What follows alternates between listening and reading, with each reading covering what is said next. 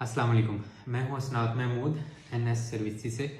और आज बात करेंगे हम जो कल रात को लेट नाइट पब्लिश हुआ है गज़ेटा ऑफिशियल में, यानी कि सरकारी गज़ट में कानून आ गया है इमिग्रेशन का, जो कि सिर्फ इमिग्रेशन का कानून ही है, उसमें बाकी और भी काफ़ी ज़्यादा चीज़ें हैं। तकरीबन 500 सफ़े का ये कानून है। तो आप समझ सकते हैं कि वीडियो देर से बनाने की क्या वजह थी। वो यही थी कि हम सुबह से वकीलों से मशवरा वगैरह कर रहे थे और सारे अपनी अपनी राय दे रहे थे और पढ़ रहे थे कानून को, और जो अब तक समझ सके हैं, जो अब तक वकीलों की राय है, वो आपके सामने रखने जा रहा हूँ। ये वीडियो शायद थोड़ी सी लंबी हो, इसलिए मैं कोशिश करूँगा कि इसको मुख्तलिफ सेक्टर में मुख्तलिफ टॉपिक्स के नीचे डिवाइड करता जाऊँ ताकि आप इसको सही तरीके से समझ सकें। इसमें सबसे पहले जो हम बात देखेंगे कि ये इमिग्रेशन कब से कब तक ओपन होगी। ये इमिग्रेशन 1 जून यानी कि 1 जून 1/06/2020 से लेकर 15/7/2020 यानी कि 15 जुलाई 2020 तक खुली रहेगी। इसमें कोटा सिस्टम नहीं है, यानी कि ये नहीं है कि 1000 बंदों को उन्होंने डॉक्यूमेंट्स देने हैं या 10,000 को देने हैं या लाख को देने हैं। इसमें जितने लोगों का भी हक बनता होगा और उनके डॉक्यूमेंटेशन सही होगी, उसको डॉक्यूमेंट्स मिलेंगे। इसके बाद हम देखते हैं कि कौन कौन से सेक्टर इस इमिग्रेशन के अंडर आते हैं, यानी कि कौन कौन से काम हैं जो अगर आपने माजी में किए हैं या अब अगर आप कर रहे हैं तो आप वो एप्लीकेशन दे सकते हैं। इसमें 3 मेन सेक्टर हैं, जिसमें एग्रीकल्चरा, अल्लेवामेंटो, पेस्का और इससे मिलते जुलते काम हैं, यानी ज़राअत, माल मवेशी पालना यानी कि जो फार्म वगैरह होते हैं उस पर जो काम करते हैं वो, और माहीगीरी यानी कि मछलियाँ पकड़ना या इससे मिलते जुलते जितने भी काम हैं। इसके अलावा दूसरे नंबर पर वो है जो आप देते हैं बंदों की मदद करते हैं, यानी कि किसी को संभालने के काम आप आते हैं, जिसको बदानते कहते हैं। कोई बुजुर्ग है, कोई बीमार बंदा है या कोई माजूर बंदा है, उसको संभालने के लिए आपको रखा हुआ है। और तीसरा है लवरो डोमेस्टिको यानी कि कोल्फ, जिसको आप अपनी ज़ुबान में अगर समझना चाहें तो वो ये है कि जो घरों में काम काज में मदद बटाने के लिए लोग रखे होते हैं। ये 3 सेक्टर हैं और इसके अलावा कोई सेक्टर नहीं है, ना रेस्टोरेंट ना फैक्ट्री। इन तीनों के अलावा और कोई नहीं अप्लाई कर सकता। अब इसमें हम 2 चीज़ें अगली जो हैं वो देखेंगे। इसमें 2 प्रोसीजर हैं, 2 मुख्तलिफ किस्म की कैटेगरीज के बंदों के लिए 2 मुख्तलिफ किस्म के प्रोसीजर हैं। सबसे पहले वो लोग इसमें आते हैं कि जिनका इस टाइम जिनके पास कोई डॉक्यूमेंट नहीं है, या उनके पास परमेसो दी सोजोर्नो है, वो 6 महीने वाली है, वैलिड है, मगर उनके पास इन तीनों सेक्टर्स में से यानी कि घर का कॉन्ट्रैक्ट है या एग्रीकल्चर का कॉन्ट्रैक्ट है या किसी बीमार बंदे को संभालने का कॉन्ट्रैक्ट है, वो मौजूद है मगर वो नेरो में है, यानी कि वो काम तो कर रहे हैं या ये शो कर सकते हैं कि वो उधर काम करते रहे हैं और वो उधर लीगल नहीं है, वो अप्लाई कर सकते हैं इस इमिग्रेशन में। और उनको 500 यूरो की फीस यकमुश्त जमा करवानी पड़ेगी। अभी इसका प्रोसीजर नहीं आया कि उसका आगे दुमानदा करने का तरीकाकार क्या होगा। ये एक किस्म के लोग हैं जिनको परमेसो दी सोजोर्नो मिलेगी उनके कॉन्ट्रैक्ट की बेस पर, जो उनका मालिक जितना उनको फिर कॉन्ट्रैक्ट देगा उस हवाले से उनको काम वाली परमेसो दी सोजोर्नो मिलेगी।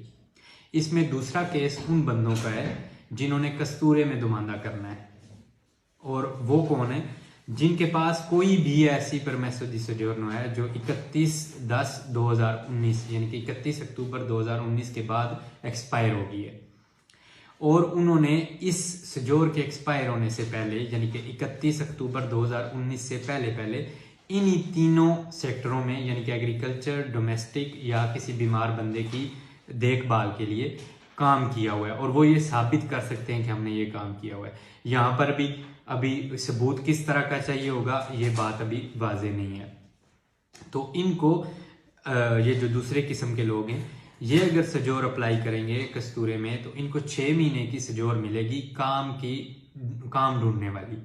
अब यहाँ पर एक मिसकंसेप्शन जो फैलाई गई है वो ये है कि एक दफ़ा आपको 6 महीने वाली काम वाली सजोर मिल जाएगी, उसके बाद कोई भी कॉन्ट्रैक्ट लगा के आप रिन्यू कर लें। नहीं, जब आपको 6 महीने की काम ढूंढने वाली सजोर मिलेगी तो उसके बाद भी आपने इन्हीं 3 किस्म के कॉन्ट्रैक्टों में से कोई एक कॉन्ट्रैक्ट साथ लगाना है, जिनमें डोमेस्टिक, एग्रीकल्चर और बीमार बंदे को संभालने के लिए कोई कॉन्ट्रैक्ट होगा। इसके अलावा अगर कोई आप कॉन्ट्रैक्ट लगाएंगे या 6 महीने के अंदर अंदर आप कोई कॉन्ट्रैक्ट नहीं लगा सकेंगे तो आपकी ये सजोर जीरो हो जाएगी। इसकी फीस क्या होगी? इसकी फीस 130 यूरो होगी जी।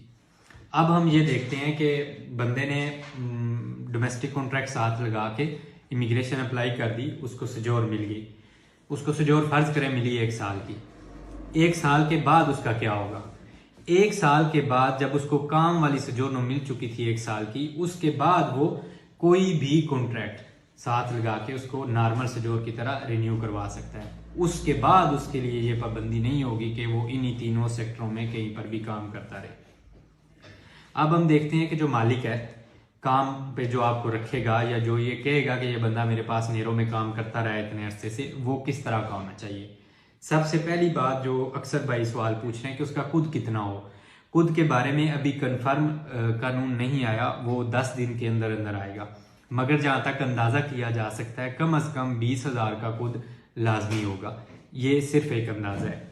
दूसरी खुसूसियत जो मालिक में होनी चाहिए वो ये है कि उसके पास या तो सेम्प्रे वाली सजोर हो, बगैर किसी मुद्दत के जो सजोर होती है वो वाली सजोर हो, या वो यूरोपियन नेशनल हो यानी कि यूरोपियन यूनियन के किसी मुल्क के रहने वाला और इटली में रहता हो और काम करता हो, या वो इटालियन नेशनल हो। 2 साल की सजोर वाले या 6 महीने के सजोर वाले मालिक जो हैं वो बंदे काम पर नहीं रख सकेंगे।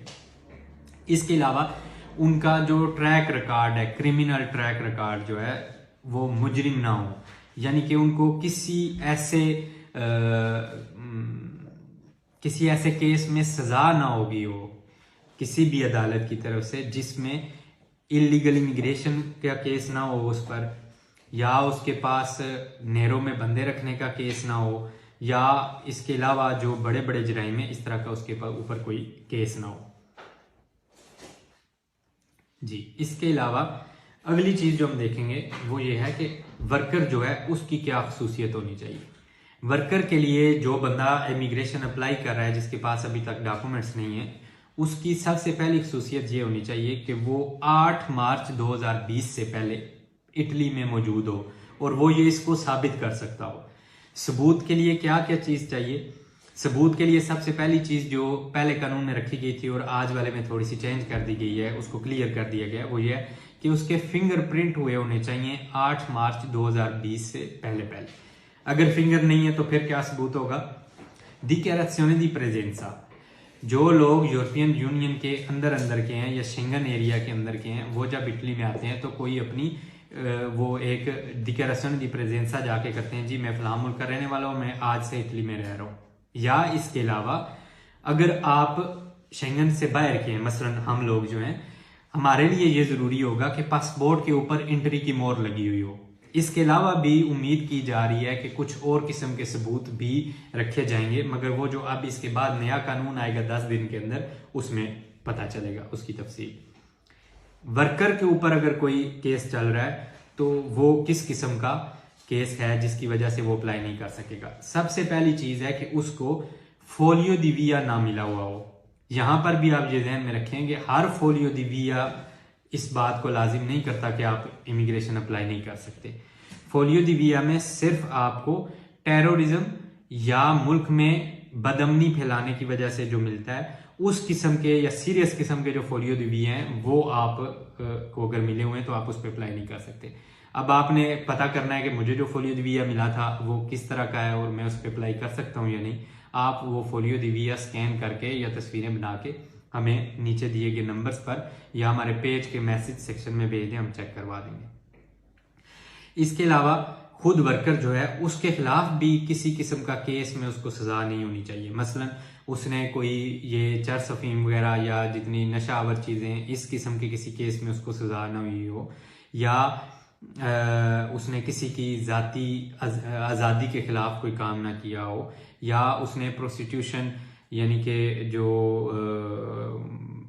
सेक्स से रिलेटेड जुर्म आते हैं उसमें उसने कोई उसको सजा ना हुई हो, या उसने बजाते खुद कोई इलीगल इमिग्रेशन में के केस में उसको सजा ना हुई हो।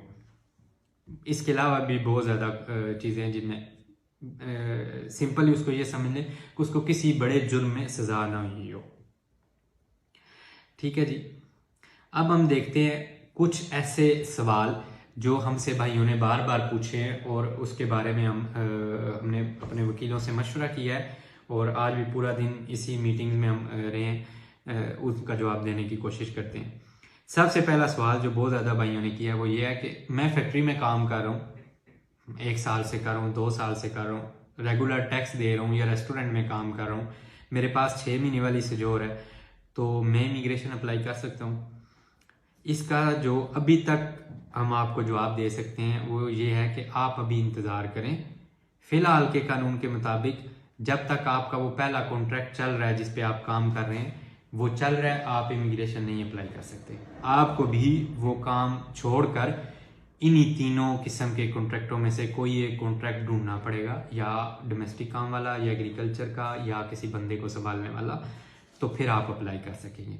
मगर इसमें एक एहतियात की ज़रूरत है, आप अभी से अपना कॉन्ट्रैक्ट ना कैंसिल करवाएं।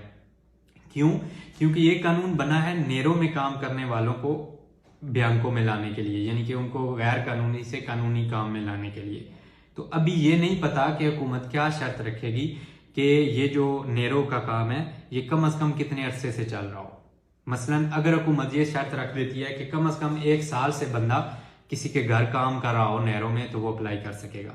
अब आप तो 2 दिन पहले तक फैक्ट्री में काम करते रहे हैं, तो आपका तो टैक्स जाता रहा है, तो आप कैसे शो करेंगे कि मैं इलीगल भी काम करता रहा हूँ इस कॉन्ट्रैक्ट के अलावा।